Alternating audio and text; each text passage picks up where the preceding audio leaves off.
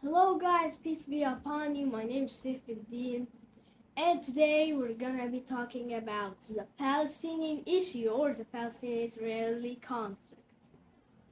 The Palestinian issue or the Palestinian-Israeli conflict is a term used to refer to the political and historical dispute and humanitarian problem in Palestine starting from the year 1897. That's long. The first Zionist Congress until the present time.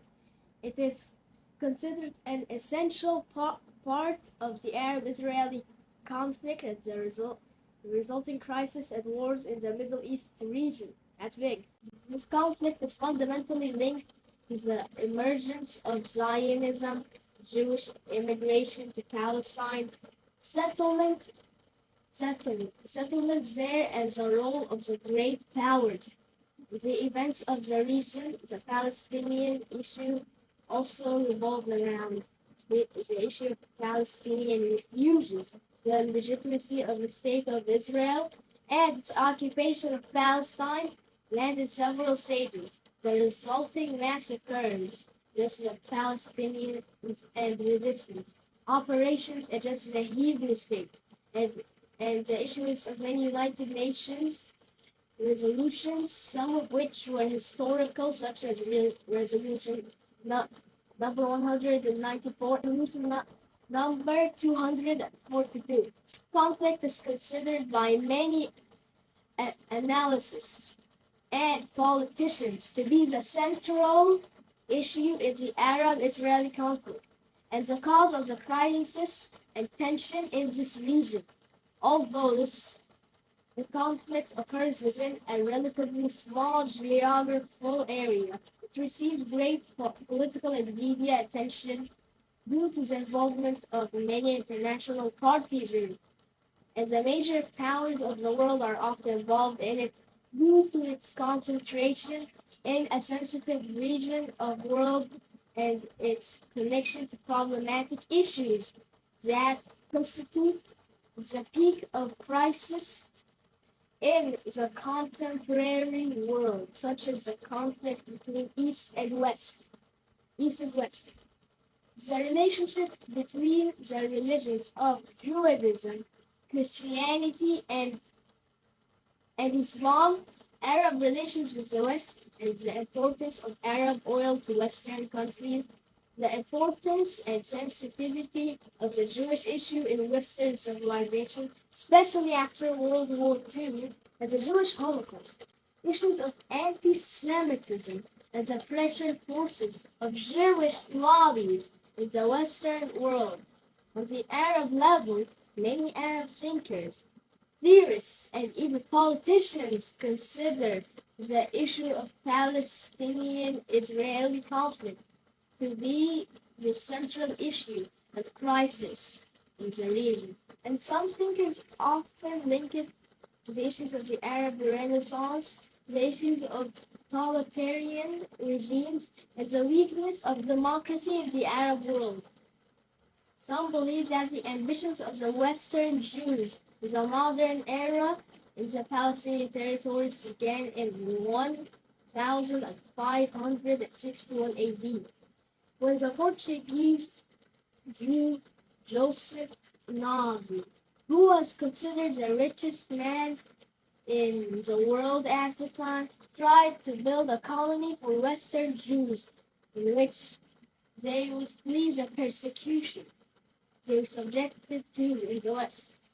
In the 1880s, Western Jews began to adopt new theories of colonialism that concerned the Palestinians and presented an alternative idea aimed at civilian control or armed control of peace. He was one of the biggest adopters of this global university, which said, "The day we build one Jewish plane, the day our country participates."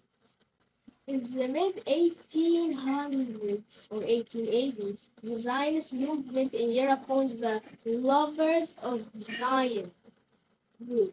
The first Zionist Congress was in Basel in 1897. This movement demanded the establishment of a special state for the Jews, and many Zionists believed that the location of the state should be in the place of the Jewish historical state, the region known as Palestine. Palestine was then a part of the Ottoman Empire. It had local rule, wilaya, and the region was inhabited mainly by Arab Palestinians. And Jews remained less than 8% until 1920. This Zionist project met with popular anger throughout Palestine and a categorical rejection from all political figures at the time, including the Mufti of Jerusalem, Amin al-Husseini, Azzuddin al-Qassam, and later Abdul Qadir al-Husseini, and other political, religious, and military leaders. These were the beginnings of the emergence of popular resistance in Palestine, while the positions of Arab figures and Arab rulers varied in their dealings with this project. Some of them supported the Palestinians in achieving their destiny. Some of them remained silent, and some of them extended their hand to the leaders of the Zionist movement in order to gain the satisfaction of the British government, as Prince Faisal ibn Hussein, who met Chaim Weizmann, head of the Zionist organization Global Embezzlement. In 1917, the British Army took control of Palestine and Transjordan with the help of the Arab revolt led by Sharif Hussein, who was seeking the independence and unity of the Arab states based on the Hussein-McMahon correspondence. The Sykes-Picot Treaty was implemented, and Jordan and Palestine were subject to the British mandate. Sent a letter to Baron Lionel Walter de Rothschild, pledging Britain's support for the establishment of a national homeland for the Jews in Palestine, noting that this would not lead to harming the civilization and religious rights of non-Jews in Palestine, which was what was known in the past after the Balfour Declaration. Jewish immigration. According to official statistics, 367.845 people, Jews and non-Jews, have immigrated to Palestine since the end of the 19th century, of whom 33,304 immigrated legally between 1920 and 1945, between 50,000 and 60,000 Jews, and a small number of non-Jews also immigrated illegally during this period. Immigration caused most of the increase in the Jewish population, while the non-Jewish population increase was largely natural.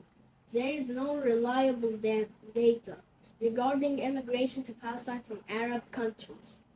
Britain began to deal cautiously with the Arab and Jewish parties, but under the pretext of anti-Semitism in Europe, which grew during the last 19th century and the beginning of the 20th century. The result was that Jewish immigration, mostly from Europe to Palestine, began to increase significantly, which created a lot of Arab resentment. This led to the British government placing restrictions on Jewish immigration to Palestine, as it issued a white paper to stop and regulate Jewish immigration to Palestine.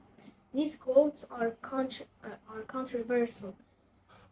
Particularly in the last years of British rule, feelings grew in many Arab countries to fight the British and some Jewish organizations that attacked the Arab population in response to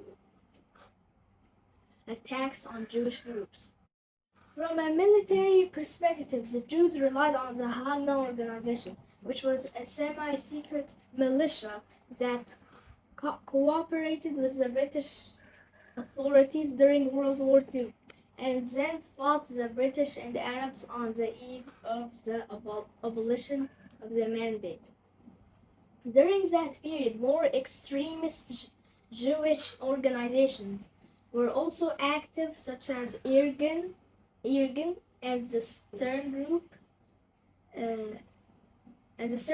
which carried out terrorist operations and launched a violent campaign against Arab and British targets. And that's it for today, guys. See you at the next video, and I'll see you later. Remember, my name is Pt2, and bye.